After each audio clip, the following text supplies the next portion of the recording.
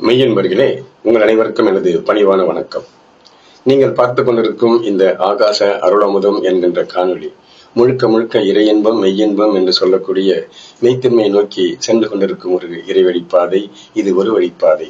இங்கு கற்பனை, பொழுதுபோக்கு, உணர்ச்சிகளை தோன்றக்கூடியது. உண்மைக்கு புறம்பானது எதுவும் இடம்பெறாது. நண்பர்களே, நிகழ்ச்சிக்கு செல்லும் முன் இதுவரை சப்ஸ்கிரைப் செய்யவில்லை என்றால் சப்ஸ்கிரைப் செய்யும்படி கேட்டுக்கொண்டு நிகழ்ச்சிக்கு செல்கிறேன். இன்றைய பதிவு இன்று மார்கழி 19, ஆண்டாள் நாச்சியார் அருளிய பாசுரம் 19. அதற்கான ஞான மார்க்க விளக்கத்தை காண இருக்கிறோம். இங்கு வழங்கப்படுவது ஞான மார்க்க விளக்கம் மட்டுமே நண்பர்களே. சரி, இப்பொழுது இந்த குத்து விளக்கரிய கோட்டுக்கால் கட்டில் மேல் என்கின்ற பாசுரம் 19 இதை பற்றிய விளக்கம் காண இருக்கிறோம். இந்த கவியிலே நிறைய பரிபாஷை அடுக்கப்பட்டிருக்கிறது. இந்த பரிபாஷை அடுக்கப்பட்டதின் விளக்கத்தை காண இருக்கிறோம். அடுக்கப்பட்ட பரிபாஷையின் விளக்கத்தை காண இருக்கிறோம். இங்கே குத்து விளக்கு, கோட்டுக்கால், பஞ்சசயனம், மலர் மார்பன், கொங்கை, இன்னும் நிறைய தத்துவம், தகவோ என்ற நிறைய வார்த்தைகள் அடுக்கப்பட்டிருக்கிறது. இதற்கான விளக்கத்தை காண இருக்கிறோம் ஞான மார்க்கம் வழியாக. அதற்கு முன்னதாக இந்த அருமையான இறைக்கவியின் இசையோடு கேட்போம். கேட்டு ரசித்த பிறகு இதற்கான ஞான மார்க்க விளக்கம் உங்களுக்கு. இதோ கவி.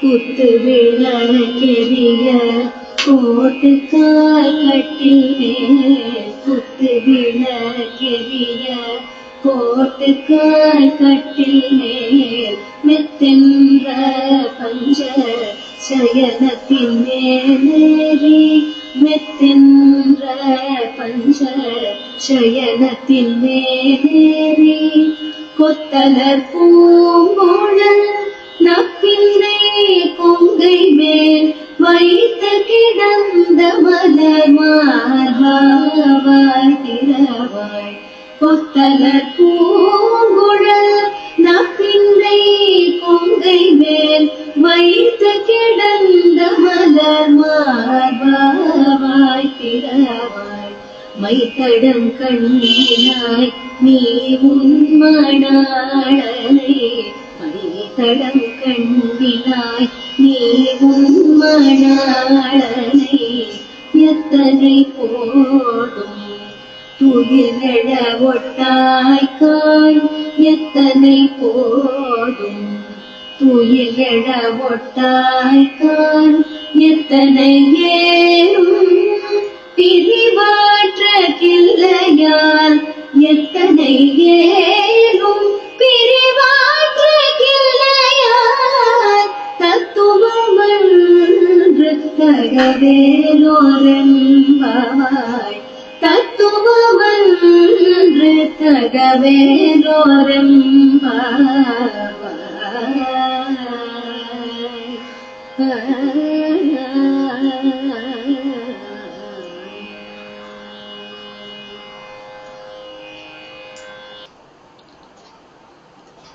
இந்த பாசுரத்தை கேட்டிருப்பீர்கள். இந்த பாசுரத்துல முடிந்தவரை வரிக்கு வரை உங்களுக்கு விளக்கம் சொல்கிறேன். முதல் வரி, குத்து விளக்கரிய கோட்டுக்கல் கட்டில் மேல் என்கிறார். குத்து விளக்கு என்பது என்ன?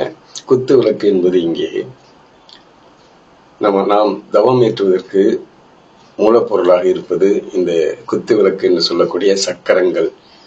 நாம் ஒரு ஊருக்கு பயணிக்கப்பட வேண்டும் என்றால் அதற்கு ஒரு ஊர்தி வேண்டும். அந்த ஊர்தி வழியாகத்தான் நாம் அதை நோக்கி பயணிக்க முடியும். எனவே அந்த ஊர்தி பேருந்து அல்லது மகிழுந்து அல்லது இருசக்கர வண்டி என்று சொல்லக்கூடிய நிலையிலே பல வழிகள் இருக்கிறது. எனவே அந்த நிலை போல நாம் இங்கே சக்கரங்களை கொண்டு அந்த தவநிலையை அடைய வேண்டும். அப்பொழுதுதான் நாம் அடையக்கூடிய இடம், முடிவான இடம், தலை உச்சியை அடைய முடியும். அதற்கு சக்கரங்கள் இருக்கிறது. 7 சக்கரங்கள். மூலாதாரம், சுவாதிஸ்தானம், மணிப்பூரகம், அநாகதம், விசித்தி, ஆக்கினை, துரியம் என்று சொல்லக்கூடிய 7 சக்கரங்கள். இதுதான் இந்த தவத்தை வழி நடத்தி செல்கிறது என்று நாம் இங்கே புரிந்து கொள்ள வேண்டும். அதுதான் குத்து விளக்கு. இந்த குத்து விளக்கு அங்கே ஒளி தோன்றப்பட வேண்டும். இந்த விளக்கு பொருத்தப்பட வேண்டும். அந்த விளக்கு பொருத்தப்பட வேண்டும் என்றால் அதற்கு நிறைய உபகரணங்கள் தேவைப்படுகிறது. அதற்கான உபகரணங்களை வரிசையாக ஒன்றன் பின் ஒன்றாக பார்க்க இருக்கிறோம். அடுத்து கோட்டுக்கால் கட்டில். இந்த குத்து விளக்கு என்று சொல்லக்கூடிய சக்கரங்கள் இயக்கப்பட வேண்டும் என்றால், எரிக்கப்பட வேண்டும் என்றால், பிரகாசமாக இருந்து தவநிலையை மேற்கொள்ளப்பட வேண்டும் என்றால் அங்கே ஒரு நிலை தேவைப்படுகிறது. கோட்டுக்கால் என்றால், கோட்டுக்கால் என்பது சுவாசம். அந்த சுவாசம் வழியாகத்தான் இங்கே அது நடைபெற வேண்டும். கோட்டுக்கால் என்பது வளைந்த நிலையிலே உள்ள சுவாசம். அந்த வளைந்த நிலை என்பது இறைநிலையோட இயக்கம். வளைந்த நிலை என்பது இறைநிலையின் இயக்கம். அதுதான் கோட்டுக்கால். கட்டில் என்பது இங்கே ஒரு சொல் இருக்கிறது. கட்டிலிற்கு கட்டில் என்பதற்கு பாண்டில் என்று சொல்லிருக்கிறது. பாண்டில் என்றால் என்ன? பாண்டில் என்பது இங்கே குதிரை பூட்டப்பட்ட ஊர்தி என்று பொருள். இதற்கு என்ன பொருள் என்றால், விளக்கம், குதிரை பூட்டப்பட்ட ஊர்தி என்பது நரியை பரியாக்கிய கதை ஒன்று இருக்கிறது. அது இந்த சுவாசத்தை பற்றி கூறுவார்கள் ஞான பெருமக்கள். நரி என்பது ஒரு சின்ன நிலையில சாதாரண உயிர் வாழக்கூடிய சுவாசம். பரி என்பது குதிரை சக்தி என்று சொல்லக்கூடிய ஆற்றல் மிகுந்த சுவாசம். இந்த ஆற்றல் மிகுந்த சுவாசம் தான் இங்கே விளக்கப்படுகிறது. பாண்டில் என்று சொல்லக்கூடிய குதிரை பூட்டப்பட்ட ஊர்தி. எவ்வளவு ஒரு அழகான வார்த்தையை உள்ளே கொண்டு வந்து பாருங்கள். எனவே கட்டில் என்பதற்கு பாண்டில் என்ற பொருள். அந்த பாண்டிலுக்கு குதிரை பூட்டப்பட்ட ஊர்தி என்று பொருள். அந்த குதிரை பூட்டப்பட்ட ஊர்தி என்பது இங்கே சுவாச நிலை மேம்பாட்டை பற்றி கூறுகிறது. இது இறை சுவாசம். அதை புரிந்து கொண்டால் போதும். கட்டில் மேல் மெத்தென்ற பஞ்ச சைனத்தின் மேலேறி அந்த சுவாச நிலை தவ நிலையிலே மேம்படும் போது மெத்தென்ற பஞ்சசயனம் என்றால் என்ன? மெத்தென்ற பஞ்சசயனம் என்பது, மெத்து என்பது இங்கே மென்மையான ஒரு பரவச நிலை, ஒரு நுண்மையான நிலை. அதற்குள்ளே செல்லும் போது பஞ்சசயனம் என்பது பி என்று பொருள் இருக்கிறது. வி என்றால் இங்கே என்ன? பி என்பது இறந்த நிலை என்று பொருள் இருக்கிறது. வி என்பது இறந்த நிலை என்று கூறப்படுகிறது. அந்த இறந்த நிலைதான் பஞ்சசயனம். சரியா? நாம் அப்பொழுது என்ன நடக்கிறது? இந்த உடல் முழுவதும் செயலிட்டு விடுகிறது. பஞ்ச இந்திரியங்கள் ஒடுங்கி விடுகிறது. கண் காது மூக்கு செவி வாய் என்று சொல்லக்கூடிய நிலை அந்த பஞ்ச இந்திரியங்கள். அந்த பஞ்ச இந்திரியங்கள் தன்னுடைய இயக்கத்தை நிறுத்தி விடுகிறது. இயக்கத்தை நிறுத்திவிடும் போது நமக்கு இந்த உடல் அற்ற நிலை, இறந்த நிலை, அதுதான் வி என்று சொல்லக்கூடிய நிலை, அது தோன்றுகிறது. அப்பொழுது அதாவது இந்த பஞ்ச சயனத்தில் இருக்கும்போது பஞ்ச இந்திரியங்கள் அடங்கி ஒடுங்கும் போது இறைவன் உள்ளே வந்து விடுகிறான். இறைவன் நம்மோடு இணைந்து விடுகிறான் என்பதுதான் இங்கே பொருள். அதன் மேலேறி என்றால் அதோடு இணைந்து கொத்தலர் பூங்குழல் நற்பெண்ணை கொங்கை மேல். இங்கே கொத்தலர் பூங்குழல் என்பது தவம் நடைபெறுகிறது. இயக்க நிலை இருப்பு நிலையிலிருந்து அந்த இருப்பு நிலை உள்ளே வந்துவிட்டது. அது இயக்கம் நடன நிலை தோன்றுகிறது. நடன நிலை தோன்றும் போதுதான் இந்த கொத்தலர் பூங்குழல் என்பது அந்த அடர்ந்த மலர் எப்படி புத்தம் புதிதாக அழகாக மனமாக இருக்குமோ அதே போல அந்த நமது உடல்நிலை, அந்த இயக்க நிலை நமக்கு தோன்றுகிறது தவம் ஏற்றும் போது. கொங்கை மேல் வைத்து என்றால், கொங்கை என்பது இங்கே ஒரு இந்த சொல்லிற்கு ஒரு அழகான பொருள் இருக்கிறது. ஆனால் கொங்கை என்பது வேறு மாதிரியாக சொல்லுவார்கள். எனவே கொங்கை என்பதற்கு ஒரு வார்த்தை இருக்கிறது, பயோதரம் என்று. இந்த பயோதரம் என்றால் என்ன? பயோதரம் என்பதற்கு இன்னொரு பொருள் இருக்கிறது, கடல். கடல் என்பது இங்கே கூறப்படுகிறது. இந்த கடல் என்பதற்கு என்ன பொருள்? கடல் என்பதற்கு ஒரு பொருள் இருக்கிறது. அங்கே சக்கரம் என்ற பொருள் இருக்கிறது. கடலுக்கு சக்கரம் என்ற பெயரும் உண்டு. அந்த சக்கரம் என்றால் என்ன? சக்கரம் என்பதற்கு ஒரு பெயர் இருக்கிறது, எக்கம் என்று. இது போல ஆராய்ந்து நுணுகி உள்ளே செல்லும் போதுதான் நமக்கு அந்த சரியான விளக்கம், இந்த பரிபாஷையின் விளக்கம் கிடைக்கிறது. எனவே இந்த பயோதரம் என்கின்ற கடல் என்று சொல்லக்கூடிய சக்கரம் என்று சொல்லக்கூடிய எக்கம், அந்த எக்கம் என்று சொல்லக்கூடிய அதற்கும் ஒரு பொருள் இருக்கிறது, திரிசூலம். முடிவாக வருவது திரிசூலம். திரிசூலம் என்பது வடகலை இடகலை சுழுமுனை. வடகலை என்பது சூரிய நிலை, இடகலை என்பது சந்திர நிலை, சுழுமுனை என்பது நடுநாடி நிலை. இது மூன்றும் இந்த சுவாச நிலையோடு சம்பந்தப்பட்டது. இந்த சுவாச நிலையை கொண்டுதான் அங்கே இந்த 3 என்று சொல்லக்கூடிய நாமம் போன்ற ஒரு நிலை இருக்கும். அதுதான் பட்டையாக அடிக்கிறோம், நெற்றி பொட்டிலே குத்தாக செங்குத்தாக இடுகிறோம். இதுதான் பொருள். மூன்றும் வடகலை இடகலை சுழுமுனை என்பதுதான் இங்கே பொருளாக கொள்ள வேண்டும். இந்த நிலையை உணர்த்துவதற்காகத்தான் நமக்கு இந்த 3 நிலையிலே பட்டையடிப்பது, 3 நிலையில நாமம் போடுவது என்ற நிலை தோற்றுவிக்கப்பட்டது. இதை உணர்த்துவதற்கான ஒரு விளக்கம்தான் இங்கே. எனவே இந்த எகம் என்று சொல்லக்கூடிய நிலை இருக்கிறது அல்லவா, அந்த திரிசூல நிலைதான் இங்கே கொங்கை என்று சொல்லப்படுகிறது. கொங்கைக்கு நிறைய பொருள் இருக்கிறது. அதில் பயோதரம் என்றும் ஒன்று. பயோதரம் என்பதை இங்கே அதற்கான விளக்கம் உங்களுக்கு கொடுத்து விட்டேன். வைத்து கிடந்த மலர் மார்ப, சரியா? அந்த வைத்து கிடந்த மலர் மார்பன் தவம் நடைபெற்றுக் கொண்டிருக்கிறது. நடைபெற்றுக் கொண்டிருக்கும் போது இவ்வளவும் நடைபெறுகிறது. நடைபெறும் போது மலர் மார்பன், அந்த மலர் என்பது என்ன? மலர் என்பது மிக மென்மையான ஒரு பொருள், சரியா? மலர் என்பது நுண்மையானது, மென்மையானது, அழகானது, கவர்ச்சியானது, பார்க்க பார்க்க ஒரு தெவிட்டாத இன்பம் தரக்கூடியது அந்த மலர் என்கின்ற பூ, சரியா? மார்பு என்பது என்ன? மார்பு என்பது இங்கே ஆகம் என்று சொல்லப்படுகிறது. அந்த ஆகம் என்பது என்ன? ஆகம் என்பதற்கு ஒரு பொருள் இருக்கிறது. இதெல்லாம் மறைபொருள். மறைபொருள் என்று சொல்லக்கூடிய பரிபாஷை. ஆகம் என்பதற்கு கண் அறை என்று பொருள். கண் அறை என்பது என்ன? கண் என்பது இங்கே நெற்றிக்கண். நெற்றிக்கண்ணை தான் இங்கே குறிக்கப்படுகிறது. தவம் ஏற்றும் போது நெற்றிக்கண் என்று சொல்லக்கூடிய நிலை. கண் அறை, அறை என்பது எங்கே? தங்கும் இடம். அது தங்கும் இடம் எது?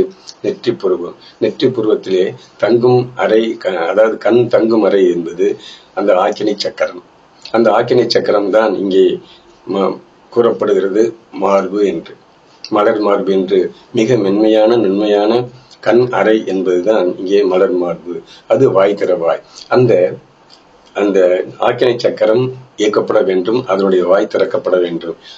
அந்த வாய் திறந்தால்தான் மூலாதாரம் வழியாக மேலேறி வந்து நெற்றிக்கண் திறக்கும் போதுதான் அங்கே இறை நடனம் என்று சொல்லக்கூடிய நிகழ்வு நடைபெறுகிறது. அந்த இறை நடனம் நடைபெற்றால்தான் அங்கே இறை காட்சியை உணர முடியும், இறை காட்சியை நுகர முடியும், இறை இன்பத்தை அனுபவிக்க முடியும், பேரின்ப பெருங்கழிப்பு நிலையிலே திகழ முடியும். இவ்வளவும் நடக்க வேண்டும் என்றால் அந்த கண்ணறையில் இருக்கக்கூடிய ஆக்கினை சக்கரம் மார்பு என்று சொல்லக்கூடியது ஆகம் என்று பொருள். அந்த ஆகம் என்பதற்கு கண் அறை என்று பொருள். அந்த கண் அறை என்பதுதான் இங்கே நெற்றிக்கண், நெற்றிக்கண் இருக்கக்கூடிய ஆக்கினை சக்கரம் என்பதை புரிந்து கொள்ளுங்கள். இந்த விளக்கம் வேறு எங்கும் உங்களுக்கு கிடைக்க வாய்ப்பே இல்லை. நான் இதை அழுத்தம் திருத்தமாக கூறிக்கொள்ள முடியும் நண்பர்களே. எனவே இந்த விளக்கத்தை புரிந்து கொள்ளுங்கள், புரிந்து உள்வாங்கிக் கொள்ளுங்கள். இவ்வளவுதான் விளக்கம் இதற்கு. அந்த மலர் மார்பு வாய் திறவாய் என்றால் அது திறக்கப்பட வேண்டும். அடுத்த வரியிலே மைத்தடம் கண்ணினாய் நீ உன் மணவாளனை. மைத்தடம் என்பது என்ன? மை என்பதற்கு ஒரு பொருள் இருக்கிறது, கொண்டல் என்று பொருள். கொண்டல் என்றால் என்ன? கொண்டல் என்பது இங்கே மீண்டும் காற்று. அந்த காற்றை உள்வாங்கக்கூடிய நிலை, சுவாசத்தை உள்வாங்கக்கூடிய நிலையில இருக்கக்கூடிய எல்லாமே சுவாசம் தாங்க. இந்த சுவாசம் வழியாகத்தான் தவம். சுவாசத்தை சூத்திரப்படி சரியான முறையிலே உபயோகித்தமையானால் அந்த தவநிலை நமக்கு மேம்படும். அவ்வளவுதான். இதை சுருக்கமாக புரிந்து கொள்ளுங்கள். எனவே மை என்பதற்கு இங்கே காற்று, தடம் என்பதற்கு வழி. காற்றின் வழியாக இந்த இயக்கம் நடைபெறுகிறது என்பதுதான் மைத்தடம் கண்ணினாய் என்றால். மை என்பது கருப்பு என்று பொருளும் இருக்கிறது. அது வெட்டு வழியை கூட குறிக்கும். ஆனால் இங்கே நான் எடுத்துக்கொண்டது காற்று. கொண்டல் என்ற ஒரு பொருள் இருக்கிறது. கொண்டல் என்பது காற்று, கண்ணினாய் என்பது அந்த கண் என்பது இங்கே காற்றை உள்வாங்கும் கண், சரியா? நிறைய இருக்குது. கண் என்பது காற்றை உள்வாங்கும் கண் கூட என்பது நமது நாசி கூட சொல்லப்படலாம். எனவே கண் என்பது இங்கே செல்லக்கூடிய வழி அல்லது பார்க்கக்கூடிய நிலை. அதைத்தான் இங்கே புரிந்து கொள்ள வேண்டும். உன் மணவாளனை, நீ உன் மணவாளனை. நீ உன் மணவாளன் என்பது என்ன? இங்கே ஏக்க நிலைதான் தோன்றிக் கொண்டிருக்கிறது தவநிலையில. மணவாளன் என்பது என்ன? இருப்பு நிலை. அந்த மணவாளன் என்று சொல்லக்கூடிய இயக்க நிலையில் இருந்தாலும் அந்த இருப்பு நிலை இங்கே மேலோங்கி நிற்கும் போது இறைவனுடைய குணம் நமக்கு கிட்டு விடுகிறது. இறை குணம் கிட்டும் போது அந்த பரவச பேரின்ப பெருநிலை தோன்றி விடுகிறது. உன் மணவாளனை என்றால் அங்கே இருப்பு நிலையாக இருக்கக்கூடிய ஒரு மூலப்பொருள், இறை பொருள். அதுதான் மணவாளன். எத்தனை போதும் துயில் எழ ஒட்டாய்கான். அந்த நிலையிலே இருக்க வேண்டும் என்பதுதான் துயிலெழ ஒட்டா என்று பொருள்.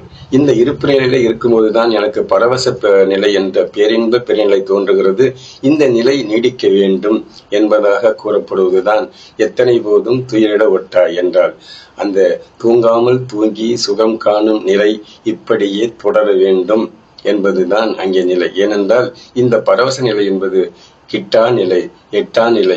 இந்த எட்டா நிலை என்பது அவ்வளவு சீக்கிரம் கிட்டிவிடாது. இறைவனோடு இணையும் நிலை எளிது என்றாலும் அதற்கான வழிமுறைகள் நாம் செய்யும் போது நமது மனம் தடுமாறும். மனம் என்பது அலைபாயும். இந்த மனத்தை அலைவா நிலையில இருந்து இறைவனோடு ஒன்றை செய்யும் போதுதான் அந்த இறைகுணம் நம்முள் வந்து இறங்கும். அந்த இறங்கும் போது இருப்பு நிலை நம்முள் விளங்கும். இதை நாம் புரிந்து கொள்ள வேண்டும். சரியா? எனவே துயிலெழ ஒட்டாய்கான் என்றால் இந்த நிலை நீடிக்க வேண்டும். எத்தனை ஏனும் பிரிவாற்ற தில்லாயல். அந்த பிரிவாற்றுதல் என்பது பிரிவாற்ற நிலை என்பது ஒரு உலகை அல்ல. கணவன் மனைவி பிரிந்திருக்கும் போது அல்லது யாரோ நமக்கு மிகவும் அன்புக்கு பாத்திரமானவர்கள் பிரிந்திருக்கும் போது ஒரு நிலை ஏற்படும். நிலை ஏற்படும் போது அந்த நிலைதான் இங்கே கூறப்படுகிறது. இருப்பு நிலை இயக்க நிலை. அந்த இருப்பு நிலை இயக்க நிலை என்பது அந்த உலகியலில் எப்படி இந்த பிரிவாற்ற நிலை ஏற்படுகிறதோ அதுபோல பிரிந்திருந்தாலும் பரவாயில்லை. அந்த பிரிந்திருந்தாலும் இந்த இயக்க நிலை தோன்றும் போது இருப்பு நிலை மேம்படுகிறது. அதாவது இயக்க நிலை ஆகிய தவநிலை மேம்படும் போது இருப்பு நிலை மேம்படுகிறது. இருப்பு நிலை என்பது இயக்க நிலை மூலமாக இருப்பு நிலையிலிருந்து இயக்க நிலைக்கு வந்தாலும் திரும்பவும் இயக்க நிலை மூலமாக அந்த இருப்பு நிலைக்கு செல்கிறோம். இருப்பு நிலைக்கு செல்லும் போது அங்கே அந்த பேரின்ப பெருங்களிப்பு நிலை என்கின்ற பரவச நிலை தோன்றுகிறது. இந்த பரவச நிலை அந்த இயக்க நிலையை விட்டு பிரிந்திருந்தாலும் இந்த நிலை எனக்கு இன்பம் தருகிறது என்பதாக சொல்லப்படுகிறது. இதன் மூலம் என்ன கிடைக்கிறது என்றால் தத்துவம் அன்று தகவலோ ரொம்பவாய். தத்துவம் என்பது இங்கே ஆன்ம நிலை. ஆன்ம நிலை ஒளிர் பெறுகிறது.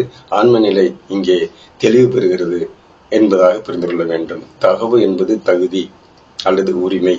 அந்த ஆன்ம நிலையை பெறுவதற்கு தகுதி என்ன வேண்டும் என்ற ஆன்ம நிலை தூய நிலையாக மாற்றப்பட வேண்டும்.